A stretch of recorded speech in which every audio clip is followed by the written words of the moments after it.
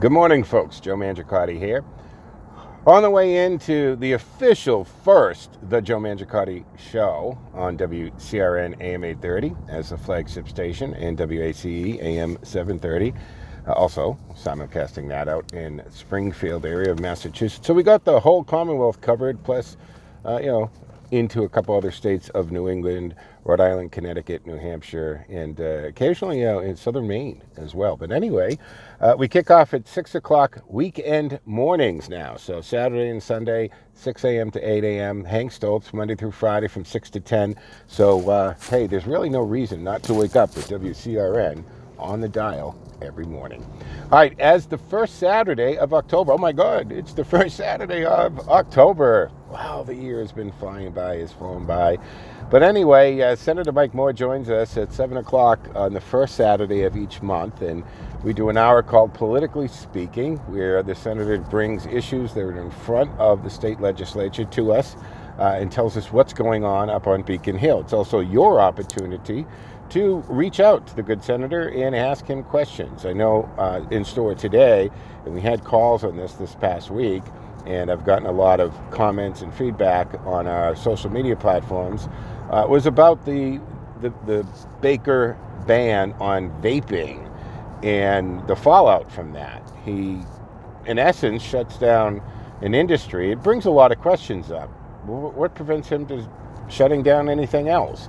And you've got these small businessmen, shop owners, who are out of business for 4 months. They can't take a hit. These aren't multinational corporations that aren't going to feel it, or they, reassign their assets or give their employees another option to work at another plant or location or something like that.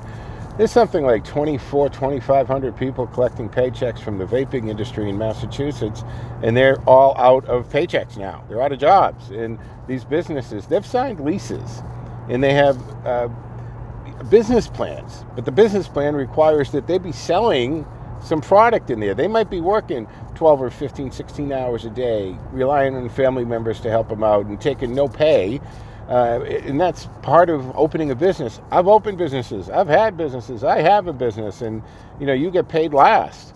So that aside, the principle of the matter. Let's see what the senator has to say on that and where he comes down. But you, of course, can tell us where you come down on that at 508-871-7000 to join the conversation on the Joe Mangiacotti Show. That's 508-871-7000. We do have a text line in play. So if you want to text the show while the show's live and on the air, I'll see it on a screen, and that's 617-297-8388, 617-297-8388.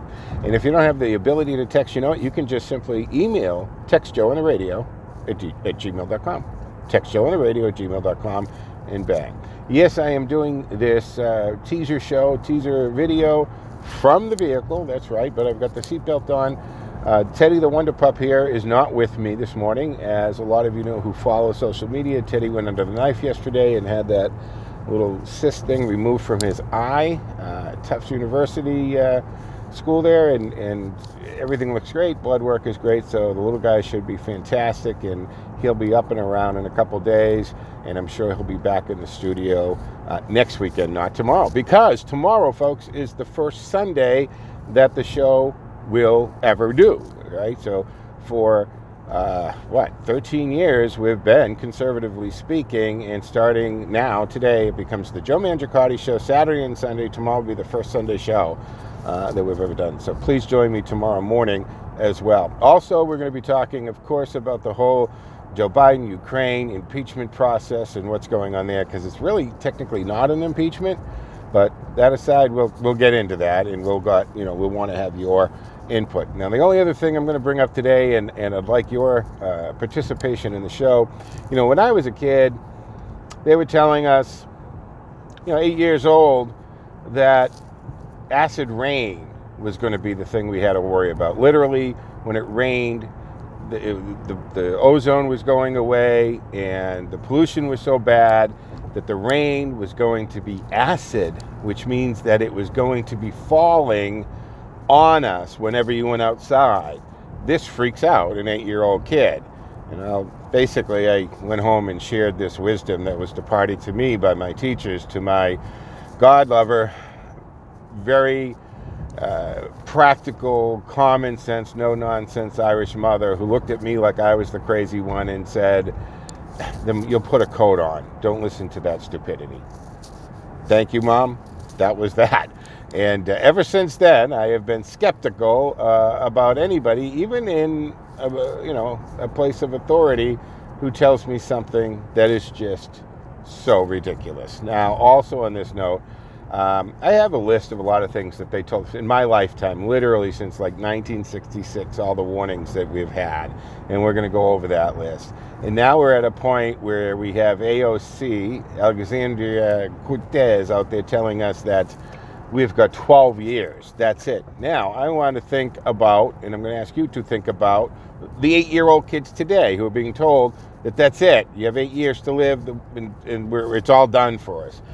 That's a pretty heavy thing to tell an 8-year-old. So now she's scaring the bejesus out of 8-year-olds, telling them this. It's irresponsible, besides just absolutely stupid to do. So anyway, we'll talk about that. I mean, the type of people she invokes, and we got to talk about whether this is a plant or whatever, but literally a woman shows up where she's doing like a town hall forum median thing and explains that it's too late already and that we need to eat the babies. I'm not kidding. The women's solution, and she says, even if we bomb Russia, it's too late. So if we bomb Russia and we get rid of millions of people in Russia, we still don't have enough food, or won't have enough food, apparently. I guess that's the fear here. So we need to start to eat the babies. Her t-shirt said, "Save the planet, eat the children." A little extreme. But what's interesting is AOC's, how she handles it and her response to that. And we'll get into this. I actually have the audio of her answer. First, eat the baby woman, as well as AOC's basically saying, we have a lot of options to do before that. Yeah. I guess I might have handled it the same way. I said, hey, lady, why don't we put a pin in the cannibalism? Let's kind of call that, Plan Z, all right, the last resort thing. But anyway, it's there. That's what we're dealing with in today's world. Anyway, it's longer video than I normally have. But thank you for joining me, for the ride. Very nice, quiet ride on a Saturday morning to the palatial but not overly ostentatious studios of WCRN. And we'll see you on the radio in just a little while. Joe out.